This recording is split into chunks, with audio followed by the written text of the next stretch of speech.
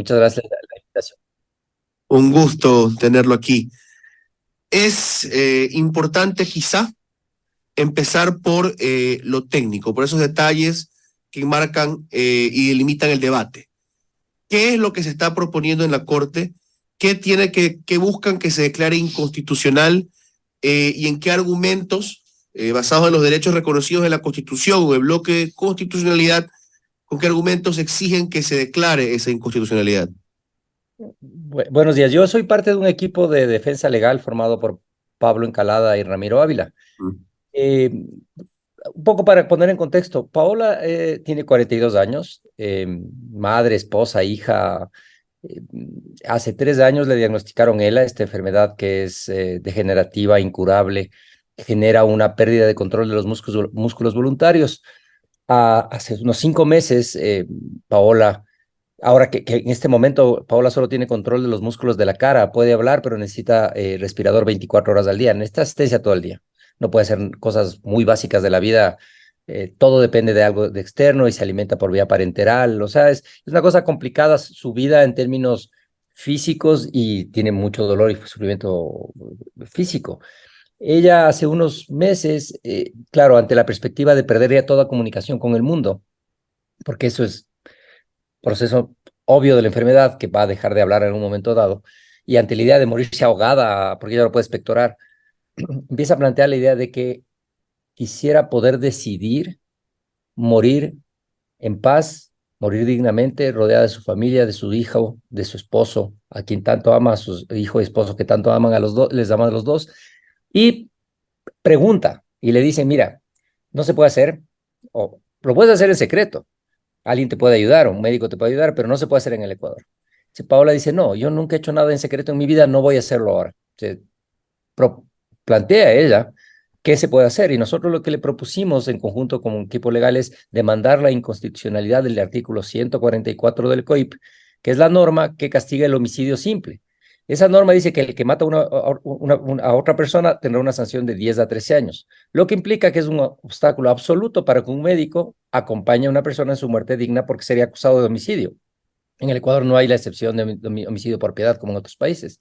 Y además los familiares que le acompañen podrían ser autores en algún nivel del delito. Entonces, lo que hemos demandado nosotros es la inconstitucionalidad condicionada del 144 del COIP, de manera tal que la Corte Constitucional lea ese 144 a la luz de los otros derechos que la Constitución tiene, como por ejemplo la autonomía, libre desarrollo de la personalidad, la posibilidad de tomar decisiones personales e informadas sobre la salud, etcétera. Entonces, eso es un poco lo que se demandó.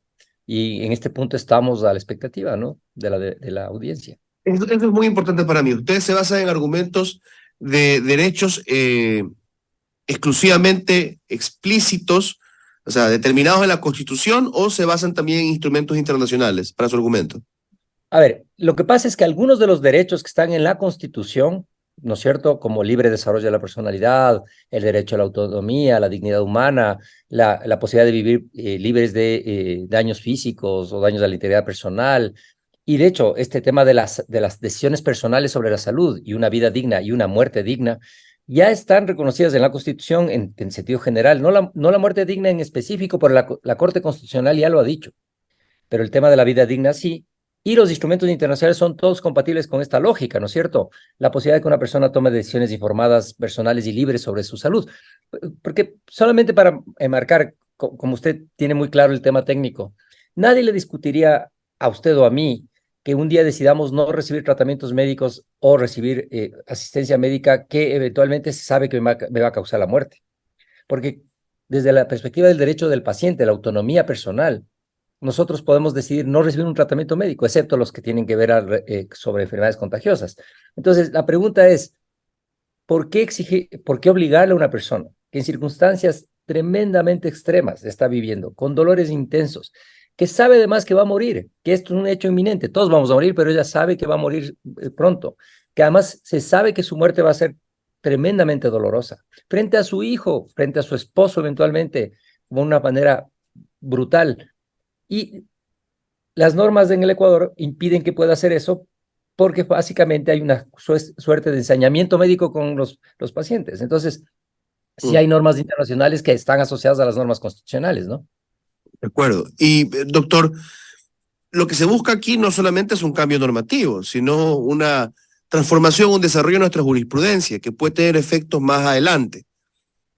Quizá Así otras es. preocupaciones de quienes se oponen a estos cambios pueden ser, no limitadas a, pero principalmente que cuando reconocido de otra forma este derecho a la autonomía personal, al no sufrimiento, al no tener enfermedades, tener una vida digna, a que uno pueda tal vez no permitir, bajo el argumento que no hay suficientes médicos, la objeción de conciencia, o B, un poco parecido a lo que ocurre en Gran Bretaña, a que la tutela del Estado por ser de los padres obliga a no extender el tratamiento de los menores de edad.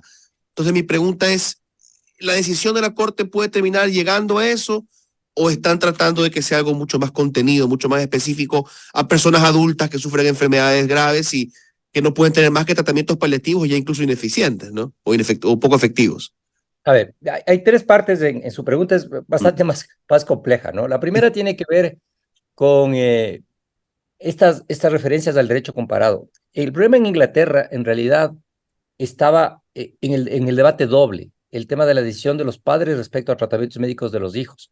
Eventualmente, si los papás deciden a un menor de edad que no tiene cura, dejar de aplicar el tratamiento que se está haciendo, porque no tiene cura, que la muerte es inminente, la eutanasia pasiva no está prohibida ni siquiera en el Ecuador. El hecho de privar de un medicamento, de privar un tratamiento que eventualmente lleva a la muerte, ni siquiera está prohibido en el Ecuador. Uh Ni la -huh. iglesia está en contra de la eutanasia pasiva, en Así ese es. sentido. La segunda cosa tiene que ver con el tema de la autonomía personal. La manera en que está planteada la demanda hace imposible que un tercero tome la decisión. Y porque nosotros le planteamos a la Corte que la decisión establezca un protocolo, y ese protocolo tiene tres elementos y una consecuencia. El primer elemento es que el consentimiento sería libre e informado del paciente, que el consentimiento puede darse de manera anticipada, es posible, pero que sea libre y informado del paciente, no de terceras personas. Que la persona que dé ese consentimiento libre e informado sea víctima de una enfermedad grave e incurable o una lesión grave e incurable que le provoque profundos dolores físicos o emocionales. Solamente con esas condiciones se podría autorizar que un médico, para que el personal médico acompañe a la persona a bien morir.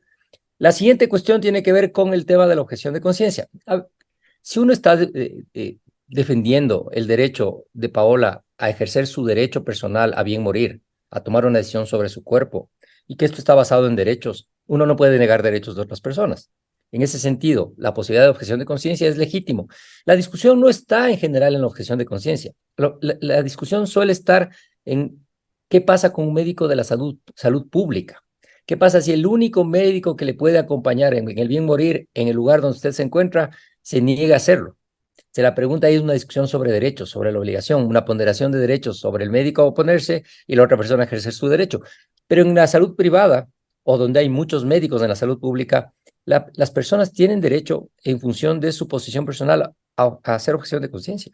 Ahí, doctor Simón, creo que es importante visitar justamente las responsabilidades del Estado, porque incluso en lugares, en momentos donde el Estado tiene poca capacidad, estamos enmarcados simplemente aquí en lo público, en doctores en el sistema público. El Estado debería tener la capacidad de, a largo plazo, reclutar más médicos y a corto plazo hacer un traslado del paciente para que un doctor que sí esté dispuesto lo haga. No es posible en los casos más extremos, pero eso haría un poco menor el problema.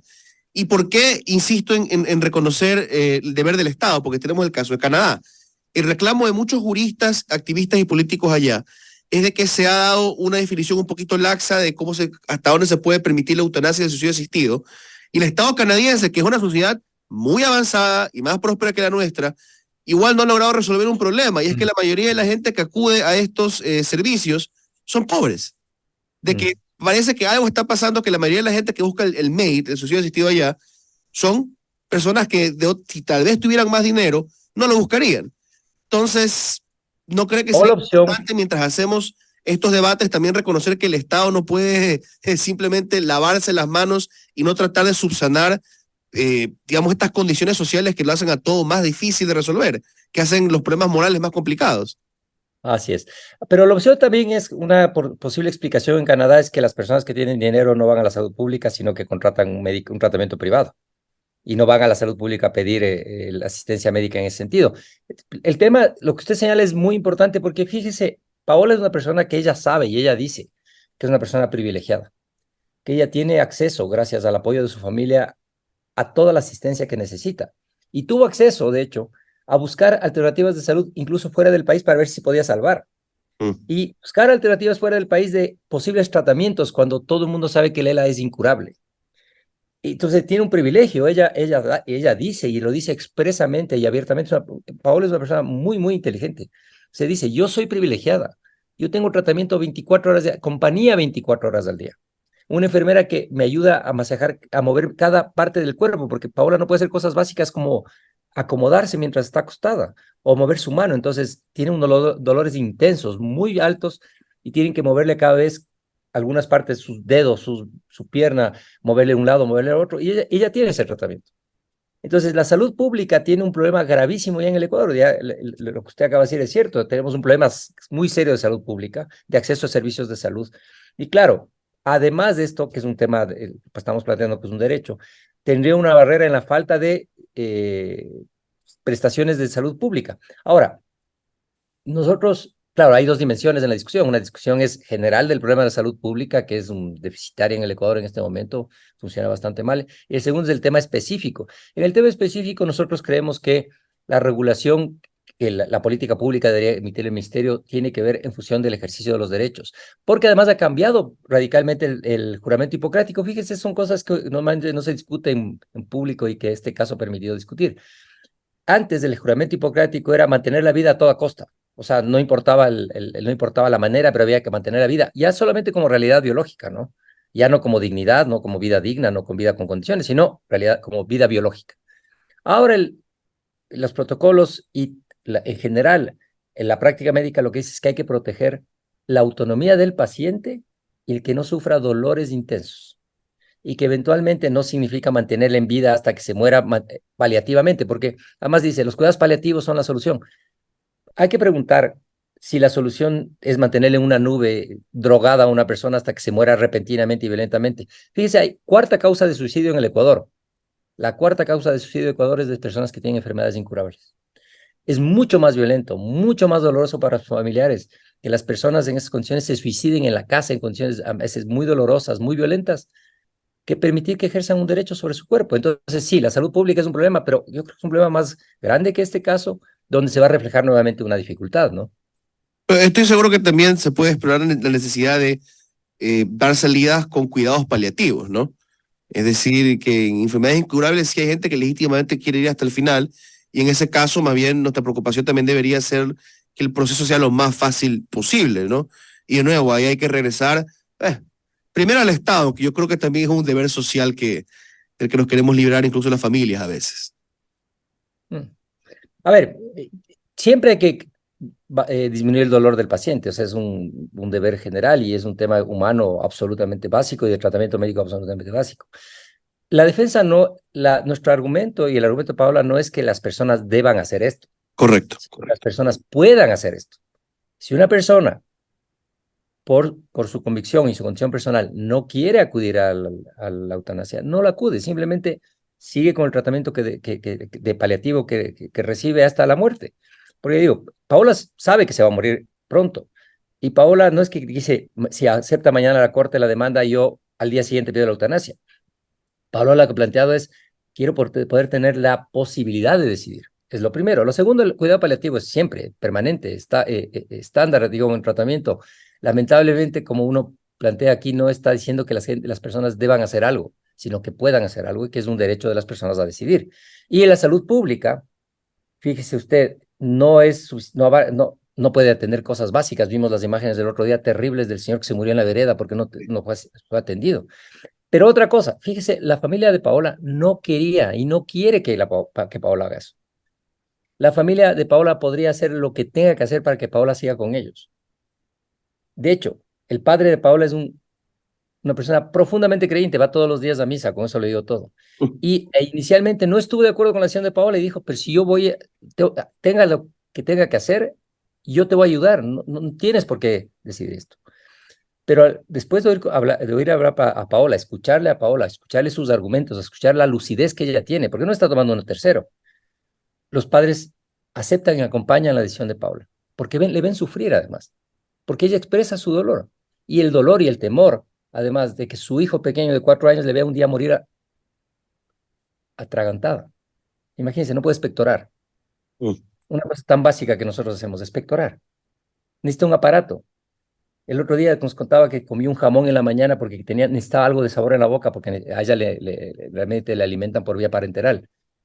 Y se ahogó con el pedacito de jamón y pasó 7 horas sin poder hablar y sin poder casi respirar, pensando si en la mañana se había despedido bien de su hijo. Imagínense lo que es eso. Claro, es duro, ¿no?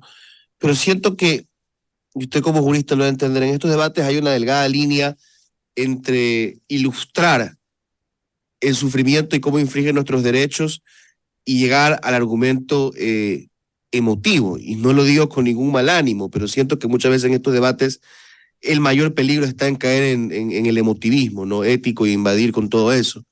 Entonces, yo creo que la pregunta fundamental, y créame, doctor Simón, que me gustaría quedarme aquí una hora con usted, pero desde una visión lo más fría posible, ¿cuál es su definición del derecho a la vida, de la obligación del Estado a preservar la vida y el derecho a una vida digna, ¿no? ¿Cómo hace esa distinción? Porque yo creo que ese es el debate fundamental, que los que están a favor o en contra hay que preguntarles, ¿no? Más allá de las normativas internacionales o nacionales o de las vidas de los pacientes, ¿cuál es el argumento fundamental visto desde el derecho? Digamos algo filosófico que usted sostenga aquí, con lo que nos A quedemos ver, en la conversación. hay varias dimensiones, ¿no es cierto? El principal tema tiene que ver con que no tenemos derecho a vivir en absoluto, porque la muerte es parte de la vida. Es un tema básicamente de la naturaleza, ¿no es cierto? Todos vamos a morir. Entonces, uno lo que puede garantizar con el derecho a la vida es que no sea la vida privada de manera violenta, arbitraria, ilícita, que uno pueda tener acceso a salud para curar las enfermedades y no morir producto de no ser enfrentada a esas enfermedades. Y hay dos dimensiones de la vida. La una dimensión de la vida es la vida de la biología, ¿no es cierto? De los signos vitales, de la respiración. Y la otra es la vida digna, que permite a la persona, incluso estando enfermo, poder tomar decisiones de ciertas acciones personales o o vivir mínimamente sin dolores intensos y sufrimientos extremos. Entonces, por un lado está la vida como una realidad biológica, la protección de la vida, obviamente, a la protección de privaciones arbitrarias de la vida, atención de salud, etcétera. Y por otro lado está el tema de la autonomía personal y vinculado a este nivel de vida digna. Insisto, ni usted ni yo, ni ninguno cuestionaría que yo o usted decidamos no recibir un tratamiento médico y producto de no recibir el